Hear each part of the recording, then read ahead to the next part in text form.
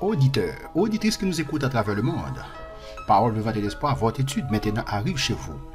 Père Céleste du d'amour, dit Alpha et Oméga, le commencement et la fin. Nous te disons merci Seigneur parce que tu nous as gardés, tu nous as protégés.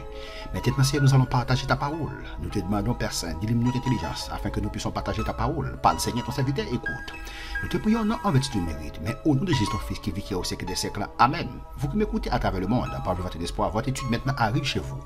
Nous vous remercions parce que vous avez partagé, n'est-ce pas, nos études, parce que vous avez fait des commentaires, parce que vous avez aimé, n'est-ce pas, notre page ou bien notre chaîne YouTube. Donc aujourd'hui, nous allons continuer avec notre série d'études sur les doctrines bibliques.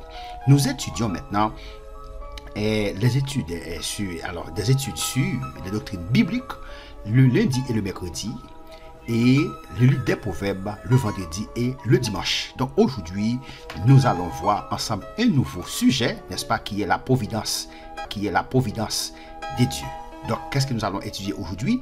Notre sujet pour aujourd'hui, c'est la providence de Dieu. Donc, pour commencer, nous avons vu dans l'étude 20 que Dieu a un plan, alléluia, pour le déroulement de l'histoire du monde, qui s'accomplit assurément. Donc, l'étude 21 a montré que ce plan a commencé par la création du monde. Par la suite, certains croient que Dieu s'est retiré après la création et qu'il n'intervient plus. D'autres croient que Dieu intervient dans quelques occasions précises pour s'assurer que son plan s'accomplisse. D'autres croient que Dieu est en constant travail pour maintenir l'univers en fonction. Nous commençons. L'univers peut-il fonctionner par lui-même ou a-t-il besoin de Dieu pour subsister? Donc la Bible va répondre à cette question. L'univers peut-il fonctionner par lui-même ou a-t-il besoin de Dieu pour subsister? Donc nous allons 17. Colossiens 1, verset 16, 17. Colossiens 1, verset 16, 17. Colossiens 1, verset 16, 17. Nous lisons ainsi. Car en lui ont été créées toutes les choses qui sont dans les cieux et sur la terre, les visibles et les invisibles, trône, dignité, domination, autorité. Tout a été créé par lui et pour lui. Maintenant, lui ici, il est question de Jésus-Christ. Ok, le texte a dit, car en lui ont été créées toutes les choses qui sont dans les cieux et sur la terre, les visibles et les invisibles, trône, dignité, domination, autorité, tout a été créé par lui et pour lui. Verset 17. Il est avant toute chose. Ok, en parlant de Jésus-Christ, il est avant toute chose parce qu'il est éternel. Il est avant toute chose et toute chose subsiste en lui. La question, l'univers peut-il fonctionner par lui-même ou a-t-il besoin de Dieu pour lui-même? Ou a-t-il besoin de Dieu pour subsister? La question. Hébreux 1, verset 3. Hébreux 1, verset 3. Hébreux 1, verset 3. Nous lisons ainsi. Et qui, en étant le reflet de sa gloire et l'empreinte de sa personne, et soutenant toutes choses par sa parole puissante. En parlant de le Père, n'est-ce pas? Le texte a dit ici, et qui en étant le reflet de sa gloire et l'empreinte de sa personne, qui est Jésus-Christ, n'est-ce pas, soutenant toutes choses par sa parole puissante, a fait la purification des péchés et s'est assis à la droite de la majesté divine dans les lieux très hauts. Nous continuons. Dieu a planifié d'avance l'histoire du monde.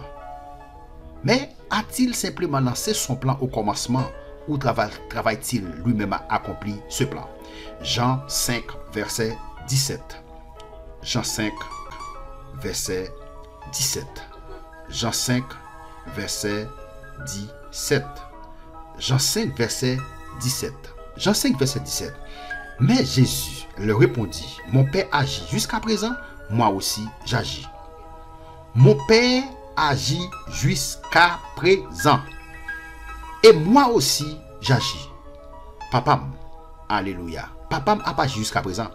Moi-même tout, m'a agi. Donc maintenant, Éphésiens 1, verset 11. Éphésiens 1, verset 11. Éphésiens 1, verset 11. Éphésiens 1, verset 11. Éphésiens 1, verset 11 va répondre à cette question. En lui, en parlant de Jésus, nous sommes aussi devenus héritiers ayant été prédestinés suivant la résolution de celui qui opère toutes choses, d'après le conseil de sa volonté. Dieu a planifié d'avance l'histoire. Il a planifié d'avance l'histoire du monde. Il sait tout ce qui va, n'est-ce pas, se passer à travers le monde. Il est omniscient, il est Dieu. Donc, mais a-t-il simplement lancé son plan au commencement? Il a, n'est-ce pas, planifié l'histoire du monde d'avance. Il sait, n'est-ce pas, tout ce qui va arriver à travers le monde parce qu'il est omniscient. Ok. Dans quel domaine Dieu intervient-il dans le monde? La question. Dans quel domaine Dieu intervient-il dans le monde? Daniel 2, verset 21. Dans quel domaine Dieu intervient-il dans le monde? Daniel 2, verset 21. Daniel 2, verset 21. Daniel 2, verset 21. Daniel 2, verset 21. Daniel 2, verset 21. Daniel 2, verset 21. Nous lisons ainsi. C'est lui qui change les temps et les circonstances. C'est lui qui change les temps et les circonstances. Les circonstances. Qui renverse et qui établit les rois. Béni soit l'Éternel. Qui donne la sagesse aux sages et la science à ceux qui ont de l'intelligence. La question. C'est lui qui change les temps et les circonstances. C'est lui qui change les temps et les circonstances, qui renverse et qui établit les rois, qui donne de la sagesse aux sages et la science à ceux qui ont de l'intelligence. La question. Dans quel domaine Dieu intervient-il dans le monde? C'est lui qui change les temps et les circonstances, qui renverse et qui établit les rois. Alléluia. Ok, qui établit les rois, qui donne la sagesse aux sages et la science à ceux qui ont de l'intelligence. Bon Dieu intervient dans tout domaine. Il dit c'est lui-même, n'est-ce pas, c'est lui-même qui renverse et qui établit les rois. C'est lui-même qui mettait roi, c'est lui-même qui mettait président. Si bon Dieu parle au monde, président, pas qu'à président. Si bon Dieu parle au monde, pas qu'à roi. Et ça fait la Bible dit toute autorité. Parce que Dieu est au contrôle. Dieu est au contrôle de tout. Toute autorité vient de Dieu et Dieu est au contrôle de tout. Donc on dit dans quel domaine Dieu intervient, n'est-ce pas? Dieu intervient-il dans le monde? Eh bien, il intervient, n'est-ce pas, dans le gouvernement. Matthieu 6, verset 26. Matthieu 6, verset 26. Matthieu 6, verset 26. La Bible va répondre à cette question. Matthieu 6, verset 26. Regardez les oiseaux du ciel. Matthieu 6, verset 26. Ils ne sèment ni ne moissonnent, et ils n'amassent rien dans des greniers. Votre Père Céleste les nourrit. Ne valez-vous pas beaucoup plus qu'eux? Jésus-Christ dit, est-ce que gardez les oiseaux dans le ciel là? Ils n'ont pas simé, ils n'ont pas planté, ils n'ont pas rien, ils n'ont pas capable de dire, ils n'ont pas ramassé. Il dit, papa dans le ciel là nourrit, il prend soin. Il dit, est-ce que nous pas vaut plus que eux? Alléluia. Est-ce que nous pas vaut plus que eux? Plus importance. Parce que si bon Dieu prend soin des oiseaux, il pas vrai?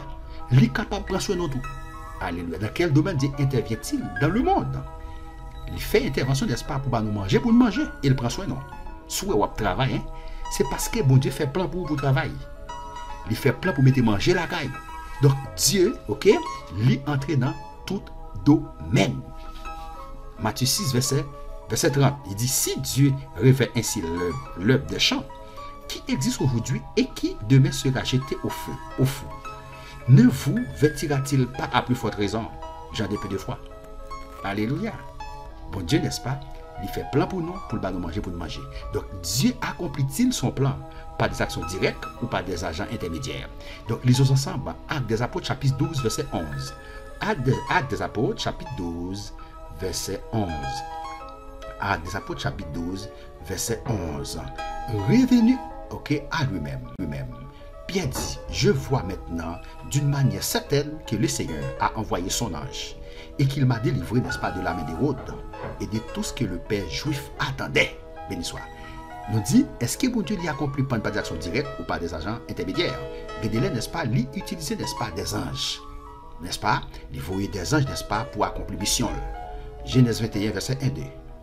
Genèse 21, verset 1, 2. Genèse 21, verset 1, 2. Nous lisons ainsi. L'Éternel se souvint, n'est-ce pas, de ce qu'il avait dit à Sarah. Et l'Éternel accomplit pour Sarah ce qu'il avait promis. Il était pour mettre Sarah, n'est-ce pas, Sarah pour le bon petit. Bien que Sarah était en âge avancé. Il était pour mettre Abraham, ok, la balle petite. Sarah devint enceinte et elle enfanta un fils à Abraham dans sa vieillesse. Autant fixé dont Dieu lui avait parlé. Alléluia. Dieu accomplit-il son plan par des actions directes ou par des agents intermédiaires? Nous dit, l'idée capacité, n'est-ce pas, accomplit, n'est-ce pas, plan par des actions directes, d'après Genèse 21, verset 1, 2. Maintenant, quel moyen Dieu utilise-t-il pour gouverner sa création? Qui moyen bon Dieu utilise pour gouverner la création? Regardons ensemble. Genèse 8. Genèse 8, verset 22. Genèse 8, verset 22 va répondre à cette question. Genèse 8, verset 22. Dieu, ok, quel moyen Dieu utilise-t-il pour gouverner sa création? Genèse 8, verset 22 va répondre à cette question. Nous lisons ceci. Tant que la terre subsistera, les semailles et la moisson, le froid et la chaleur, l'été et l'hiver, le jour et la nuit ne cesseront point. Il dit quel moyen Dieu utilise-t-il pour gouverner sa création? Il utilise ces moyens, il utilise ça, premièrement, les semailles et la moisson, il utilise le froid et la chaleur, il utilise l'été et l'hiver, il utilise le jour et la nuit, il dit tout bagage sur pape 6 semaines, alléluia. Tant que ciel là avec terre existe, tant que terre continue d'exister, il dit bagage sur pape chambre 6 semaines, tant que terre existe. Béni soit l'Éternel. Genèse 50, verset 20. Genèse 50, verset 20. Nous lisons ainsi, Genèse 50, verset 20. Vous avez médité de me faire du mal. Dieu l'a changé en bien. Pour accomplir ce qui arrive aujourd'hui, pour sauver la vie à un peuple nombreux. Nous songez, Joseph, frère Lio, Tévonné, ok. Il dit là maintenant, vous avez médité de me faire du mal. Quel moyen Dieu utilise-t-il pour gouverner sa création? Ici, vous avez médité de me faire du mal. Bon Dieu changera en bien. Pour accomplir sa création aujourd'hui, pour sauver la vie à un peuple. Alléluia. À un peuple nombreux. Béni soit l'Éternel. C'est ça, Joseph te dit, frère Lio. Exode 14, verset 21, 22. Exode 14, verset 21, 22. Exode 14, verset 21. Verset 21, 22. 21, 22. Moïse étendit sa main sur la mer, et l'Éternel refoula la mer par un vent d'Orient qui souffla avec impétuosité toute la nuit.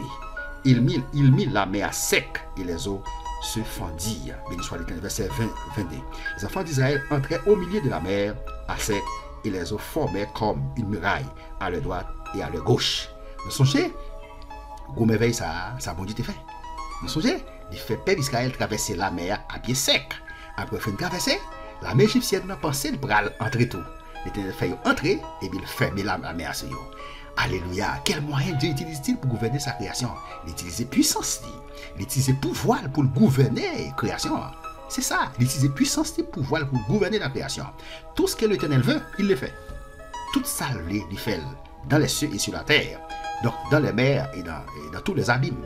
Toute ça, il le fait parce qu'il est souverain. Parce qu'il est souverain. Il fait tout ce qu'il veut. Alléluia. Il fait, n'est-ce pas, tout ce qu'il veut dans les cieux, alléluia, et sur la terre, dans les mers et dans tous les abîmes. Donc, il fait monter les brumes des extrémités de la terre. Il produit les éclairs avec la pluie. Alléluia. Il tire le vent de ses trésors. D'après Psaume 135, verset 6-7. Béni soit l'Éternel. Que Dieu vous bénisse, que Dieu vous garde, que Dieu vous protège. C'était votre serviteur, Jean-Christophe Pétion, qui était en train de partager la parole de Dieu avec vous. Si vous n'avez pas encore abonné, n'est-ce pas, je vous encourage de vous abonner. Alléluia. Si vous avez déjà abonné à ma chaîne YouTube, partagez mes études. Faites des commentaires. Si vous avez des questions, nous sommes prêts à vous répondre. À la prochaine, encore pour une prochaine vidéo. Amen.